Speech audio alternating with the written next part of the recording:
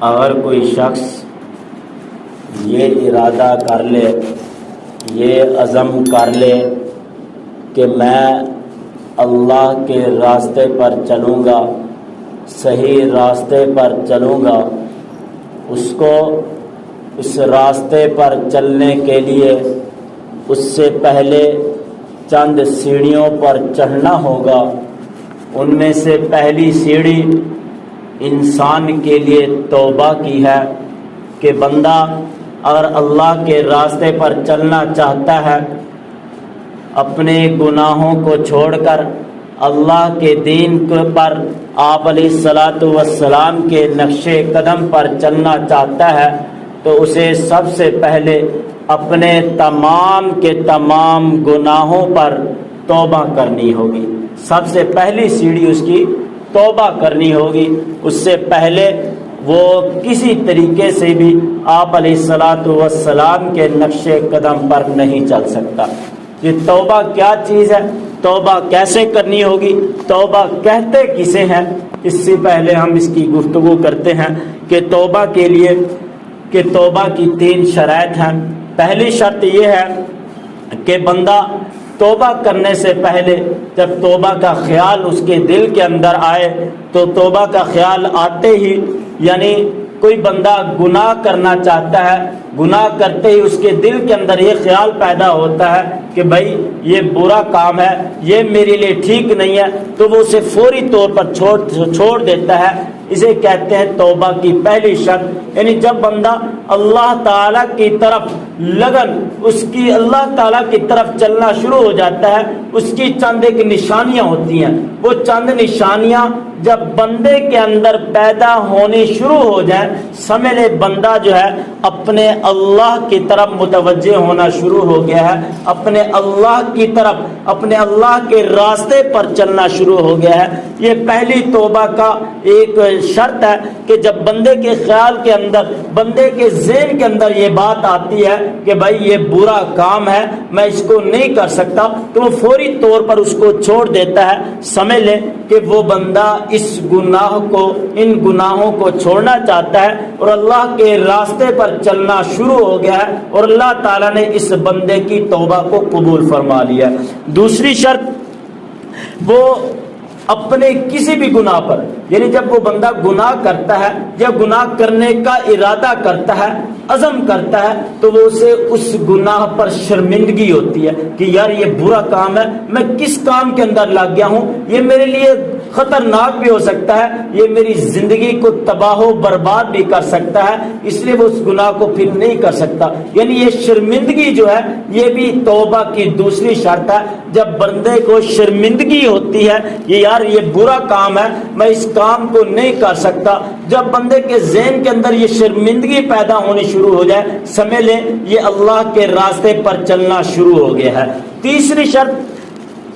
توبہ کی یہ ہے کہ جب بندہ کوئی بھی گناہ کرنے لگے تو اس کے بعد یہ عزم کرے کہ یار یہ واقعتاً برا کام ہے، گندا کام ہے، آئندہ میں عزم کرتا ہوں انشاءاللہ آج سے آئندہ کبھی بھی ایسے گناہوں کے اندر ملوث نہیں ہوں گا، ان گناہوں کو نہیں کروں گا۔ جب یہ تین شرائط بندے کے اندر آنی شروع ہو جائیں، جب بندے کے اندر یہ خیالات پیدا ہونے شروع ہو جائیں، جب بندے کے ذہن کے اندر یہ شرمندگی پیدا ہونی شروع ہو جائے، جب بندہ ان گناہوں پر عزم کر لے کہ انشاءاللہ آئندہ میں ان گناہوں کو نہیں کروں گا، ان گناہوں کو چھوڑ دوں گا، ان گناہوں کے نقش قدم پر نہیں چلوں گا، سمجھ لیں وہ بندہ اللہ کے راستے پر چلنا شروع ہو گیا ہے، سمجھ لیں وہ آپ علیہ الصلوۃ والسلام کے نقش قدم پر چلنا شروع ہو گیا ہے۔ یہ توبہ کی ایک تو 3 شرائط میں نے بیان کی۔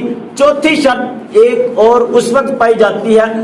کہ ایک تو حقوق اللہ تعالیٰ کے حقوق ہوتے ہیں اور ایک حقوق العباد ہوتے ہیں، ان کے اندر بھی بہت بڑا فرق ہوتا ہے، اور یہ حقوق العباد اور حقوق اللہ جو ہوتے ہیں ان کے اندر بے تحاشا بہت زیادہ فرق اس لیے ہے کہ حقوق اللہ جو ہیں وہ بآسانی بندہ معاف کرا سکتا ہے، لیکن جو حقوق العباد ہوتے ہیں وہ بندہ بآسانی معاف نہیں کرا سکتا۔ اکثریت ایسا ہوتا ہے کہ حقوق العباد کے اندر، بلکہ اکثریت ایسا ہوگا کہ قیامت والے دن کہ حقوق العباد کی وجہ سے لوگ اپنی پکڑ کے اندر آ جائیں گے اور جہنم کے جانے کا ذریعہ بھی ان کے لیے حقوق العباد بنیں گے۔ چوتھی شرط وہ حقوق العباد کے اندر پائی جاتی ہے کہ حقوق اللہ جو ہے، بندہ حقوق اللہ یعنی ان کے اندر جتنے بھی میں نے آپ کے سامنے 3 شرطیں بیان کی، توبہ کی، یہ 3 شاید اصل حقوق اللہ کی ہیں کہ اللہ تعالیٰ سے بندہ معافی مانگ سکتا ہے، اللہ تعالیٰ سے توبہ کر سکتا ہے۔ مثلا بندہ اپنی نماز کو تاخیر کر دیتا ہے، نماز قضا کر دیتا ہے، نماز کو وقت پر نہیں پڑھتا، اس کا جو اصل وقت ہے جماعت کے ساتھ نہیں پڑھتا، اکثریت نماز سے ہٹ کر بغیر جماعت کے ساتھ یا قضا کر کے نماز کو پڑھ لیتا ہے، اکثریت ایسا کرتا رہتا ہے، لیکن اخیر کے اندر اللہ تعالیٰ سے توبہ کر لیتا ہے کہ یا اللہ آئندہ میں نماز کو جماعت کے ساتھ پڑھوں گا۔ لیکن اس گناہ کو، یہ ایک گناہ ہے کہ بندہ جماعت کو چھوڑ کر بغیر جماعت کے ساتھ نماز پڑھتا ہے، تو یہ ایک قسم کا گناہ ہے۔ ان گناہوں کی توبہ بندہ جب اللہ تعالیٰ سے کرتا ہے تو اللہ تعالیٰ اپنے بندے کی معافی کو قبول کر لیتے ہیں، اپنے بندے کی توبہ کو قبول فرما لیتے ہیں۔ اس طرح کی کئی قسم کے گناہ ہو سکتے ہیں۔ مثلا بندے نے روزہ نہیں رکھا، روزے ہے یا حج ہے یا زکوٰۃ ہے، اس طرح کی جتنی بھی چیزیں ہیں یہ جو حقوق اللہ کے اندر آ جاتی ہیں، وہ تمام کی تمام عبادتیں جو حقوق اللہ کے اندر پائی جاتی ہیں وہ بندہ تاخیر کر کے اگر بعد کے اندر ادا کرتا ہے، بعد کے اندر پڑھتا ہے، بعد کے اندر ان کی ادائیگی کرتا ہے، لیکن اللہ تعالیٰ سے وہ پھر اللہ تعالیٰ سے توبہ اور استغفار کر لیتا ہے، اللہ تعالیٰ سے معافی مانگ لیتا ہے، تو اللہ تعالیٰ اپنے بندے کی معافی اور توبہ کو قبول فرما لیتے ہیں۔ لیکن جہاں معاملہ حقوق العباد کا ہو وہاں معاملہ بہت ہی خطرناک اور نازک قسم کا ہوتا ہے، اس لیے کہ حقوق العباد جتنے اہم اور بنیادی مسائل ہیں وہاں پر اگر بندے کی ایک بھی معافی بندے کی طرف سے اس کو نہیں ملی، سمجھ لیں اللہ تعالیٰ بھی اس کو کبھی معاف نہیں کر سکتے۔ مثلا کسی بندے نے کسی کو گالی دی، اس کی غیبت کی، اس کو برا بلا کہا یا اسے کچھ بھی اس قسم کے برے الفاظ کہے، بعد کے اندر وہ بندہ اپنی شرمندگی کے اندر آ کر صرف اللہ تعالیٰ سے توبہ کر لیتا ہے کہ یا اللہ میں نے فلاں بندے کو برا بلا کہا، میں نے فلاں بندے کو گندا کہا، فلاں بندے کی میں نے غیبت کی، یا اللہ مجھے معاف فرما دیجئے، یا اللہ میں توبہ کرتا ہوں۔ لیکن اگر بندے نے صرف اللہ تعالیٰ سے توبہ کی، اللہ تعالیٰ سے استغفار کیا، اللہ تعالیٰ سے معافی مانگی، لیکن اللہ تعالیٰ اس کی معافی کو قبول نہیں فرمائیں گے، اللہ تعالیٰ اس کی توبہ کو قبول نہیں فرمائیں گے، کیونکہ یہاں پر حقوق العباد کی بات آ جاتی ہے۔ یہاں پر جب تک بندہ اپنی معافی، اپنی توبہ اپنے بندے سے نہ مانگ لے، اپنے بندے سے اپنی غیبت کی ہوئی بات کی توبہ نہ کر لے، اپنے بندے سے معافی نہ مانگ لے، یعنی اس سے جو برا بلا کہا جا کر اسے کہے کہ اے میں نے آپ کی غیبت کی ہے، میں نے آپ کو برا بلا کہا، میں نے آپ کو گالی گلوچ کی، اس لیے آپ مجھے معاف فرما دیجئے، تو وہ اگر معاف کر دیتا ہے پھر جا کر اللہ تعالیٰ سے معافی مانگتا ہے، پھر اللہ تعالیٰ اس کی معافی کو قبول فرمائیں گے، پھر اللہ تعالیٰ اس کی توبہ کو قبول فرمائیں گے۔ لیکن اگر اس نے بندے سے توبہ نہیں کی، بندے سے معافی نہیں مانگی، ڈائریکٹ اللہ تعالیٰ سے توبہ کرتا ہے، ڈائریکٹ اللہ تعالیٰ سے معافی مانگتا ہے، تو اللہ تعالیٰ اس کی معافی اور توبہ کو قبول نہیں فرمائیں گے جب تک اپنے بندے سے توبہ نہ کر لے۔ اس کا جیسے آپ ایسے مثال لے لیں کہ ایک بندے نے کسی کا قرض دینا ہے، قرض لینے کے بعد وہ بھول گیا کہ یار میں نے اس کا قرض اب دینا نہیں ہے، اس کا ہضم کر لیتا ہے، کھا جاتا ہے، بعد کے اندر اسے شرمندگی ہوتی ہے کہ یار میں نے یہ گناہ کیا ہے، میں نے اس کو اپنا قرض جو میں نے لیا تھا وہ مجھے واپس کرنا چاہیے، لیکن وہ واپس تو کر دیتا ہے لیکن اپنے حق تلفی جو اس کی تھی اس کی معافی اس سے نہیں مانگتا، اللہ تعالیٰ سے معافی مانگ لیتا ہے، تب بھی اس کی توبہ قبول نہیں ہوگی۔ ہوگی، اس لیے کہ حق تلفی اس نے اپنے بندے کی ہے، حقوق اللہ کی نہیں کی۔ اگر حق تلفی اس نے اللہ تعالیٰ کی ہوتی، پھر اللہ تعالیٰ سے توبہ کرتا، اللہ تعالیٰ سے معافی مانگتا، تو اللہ تعالیٰ اس کی معافی اور توبہ کو قبول فرما لیتے۔ لیکن یہاں پر حق تلفی بندے کی آ جاتی ہے، انسان کی آ جاتی ہے۔ جب تک بندہ اپنے اس بندے سے توبہ اور استغفار نہ کر لے، جب تک اس بندے سے معافی نہ مانگ لے کہ یار میں نے آپ کی حق تلفی کی ہے، میں نے آپ کے قرض کو روک کے رکھا تھا،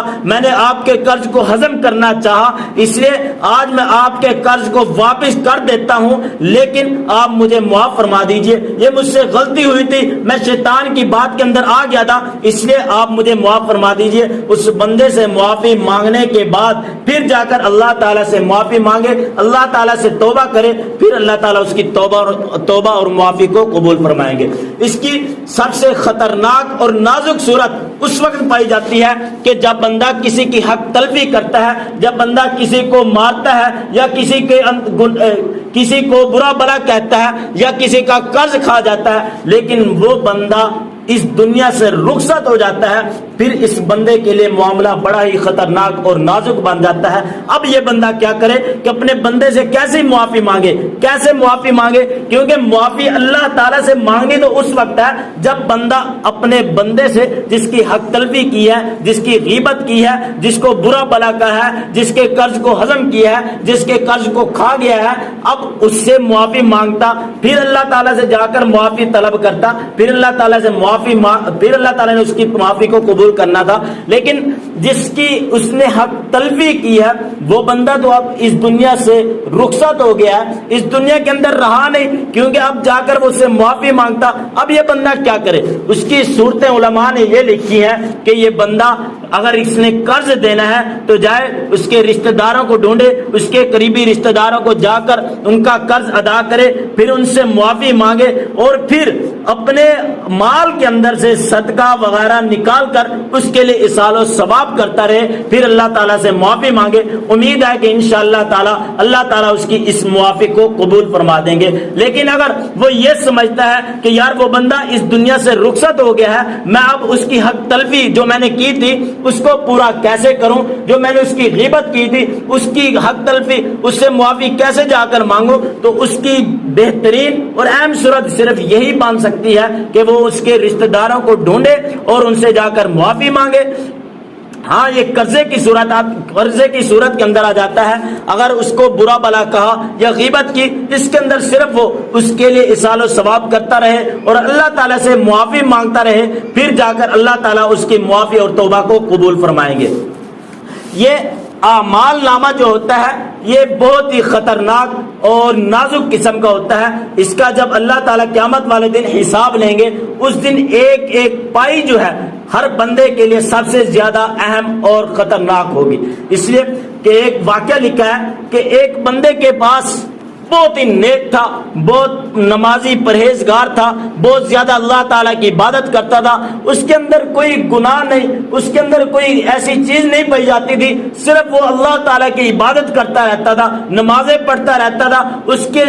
زندگی کے اندر سارے ہی نامہ اعمال کے اندر صرف نیک ہی نامہ اعمال ہے۔ لیکن اللہ تعالیٰ جب اس کے اعمال کو ترازو کے اندر رکھیں گے تو اس کے اعمال کا ترازو تو بھر جائے گا، لیکن اس وقت اللہ تعالیٰ کے پاس بہت سے لوگ آئیں گے، اس وقت اللہ تعالیٰ سے یہ کہیں گے کہ یا اللہ اس بندے نے مجھے برا بلا کہا تھا، میں اس سے اپنا حق لینا چاہتا ہوں۔ کوئی بندہ آئے گا وہ یہ کہے گا کہ یا اللہ اس بندے نے مجھ سے قرض لیا تھا، میں اس سے اپنا قرض وصول کرنا چاہتا ہوں۔ تو اللہ تعالیٰ اس کی نیکیوں کے پلڑے سے اس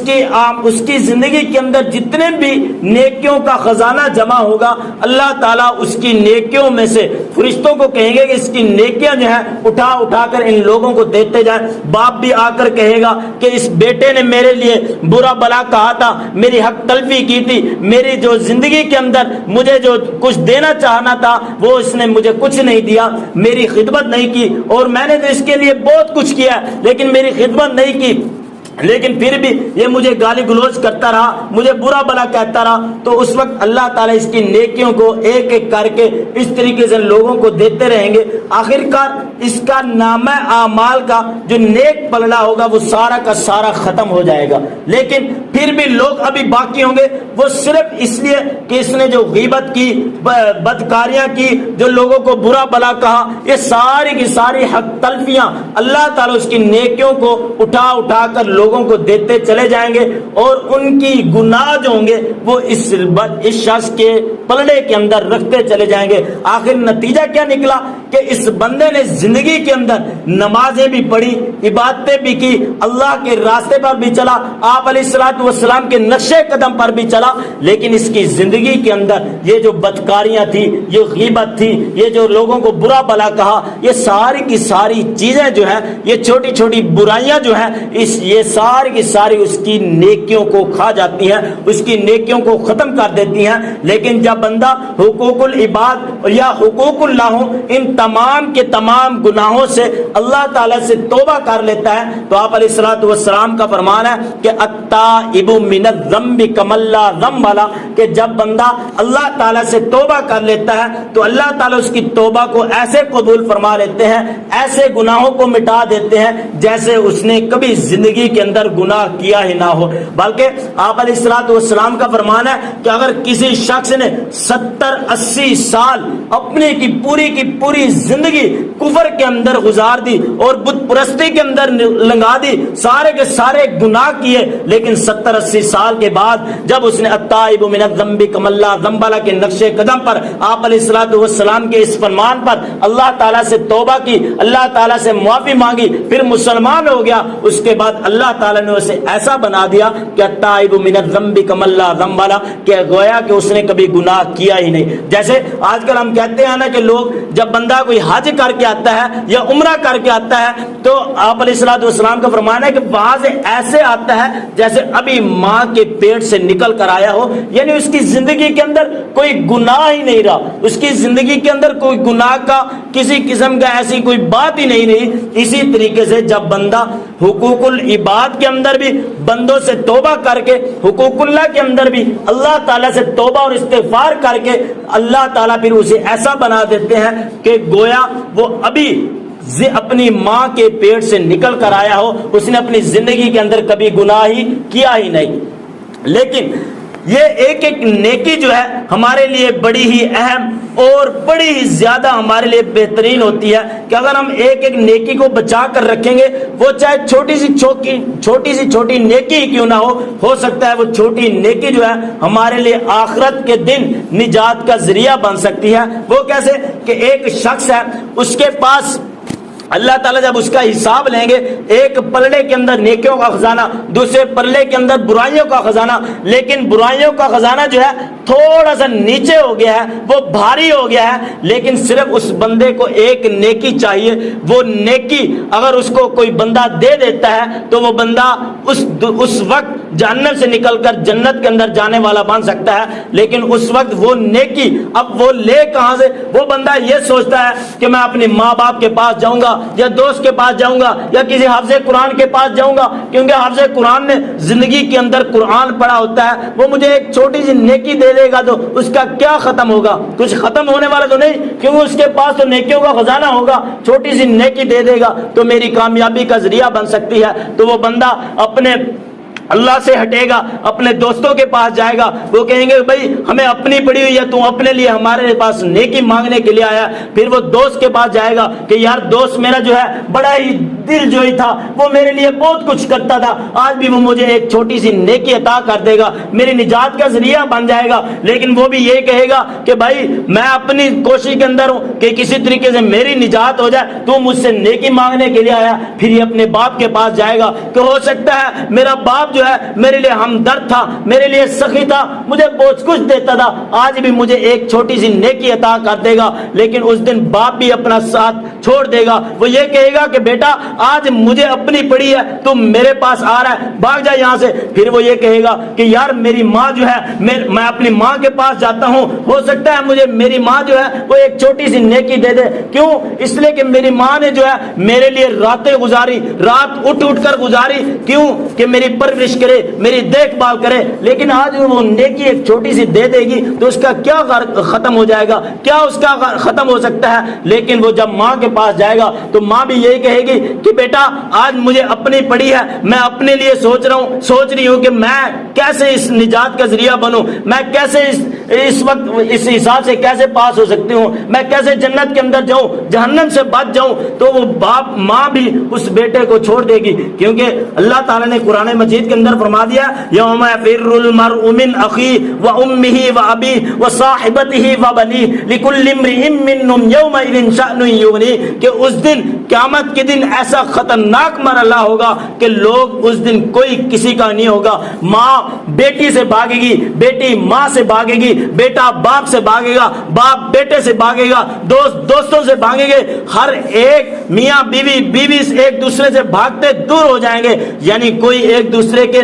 قریب بھی جانے کے لیے گوارا نہیں کرے گا کہ یار کوئی مجھ سے کہیں ایک نیکی نہ مانگ لے, کوئی مجھ سے کوئی ایک برائی کے بدلے ایک نیکی نہ مانگ لے. وہ ایک دوسرے سے بھاگنے کی کوشش کریں گے کہ یار ختم ہو, میں اپنے حساب کے اندر ہوں, وہ میں اپنا حساب کیسے دوں, یہ مجھ سے نیکی مانگنے کے لیے آ رہا ہے. تو اس وقت ہر کسی کو اپنی ہی پڑی ہوئی ہوگی, کیونکہ ایک ایک نیکی جو ہے ہر بندے کے لیے بڑی ہی اہم. آج ہم چھوٹی نیکی کو, یار چھوٹی نیکی کیا کریں گے, ہم تو بڑی نیکیاں بڑے اعمال کرنے والے ہیں, یار نمازیں پڑھیں گے. ہم کسی کو کہتے ہیں یار صدقہ کر دے, چھوٹی سی نیکی ہے, ہو سکتا ہے آپ کا کوئی کام ہو جائے, وہ کہتے ہیں یار چھوٹی نیکی کیا کرنی ہے, اصل کام تو ہمارا نماز پڑھنے کا. یار نماز بھی پڑھو, یہ صدقہ خیرات بھی کرو, یہ چھوٹی چھوٹی نیکیاں ہو سکتا ہے آپ کے لیے جنت کے جانے کا ذریعہ بن جائے. ہم چھوٹی چھوٹی نیکی کو چھوٹا سمجھ کر چھوڑ دیتے ہیں. جب بڑے کام, بڑے اعمال, بڑے نیک کام کرنے کی باری آتی ہے, یار اتنے بڑے بڑے کام, یہ تو اللہ والوں کا کام ہے, یہ تو مفتیان اکرام کا کام ہے,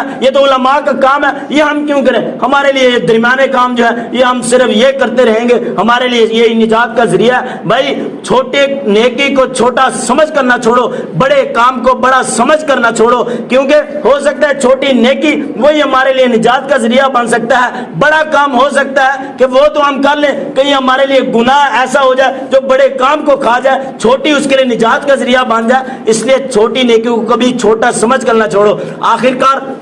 وہ بندہ بہن سے, دوست سے, ماں سے, باپ سے, ہر کسی سے ہو کر آخرکار ایک سائڈ پہ جا کر بیٹھ جائے گا. ایک بندہ وہاں پر ایک سائڈ پہ بیٹھا ہوگا, وہ جا کر اس سے پوچھے گا کہ بھائی تجھے کیا ہوا ہے, کیوں پریشان ہے. وہ اسے اپنی ساری ہسٹری, اپنی بات بتائے گا کہ یار میری ایک نیکی کم ہو گئی ہے, میرے پاس کوئی ایک نیکی نہیں دے رہا, اگر ایک مجھے نیکی مل جائے تو میری نجات کا ذریعہ بن سکتی ہے, میں جنت کے اندر جانے والا بن سکتا ہوں. تو اس وقت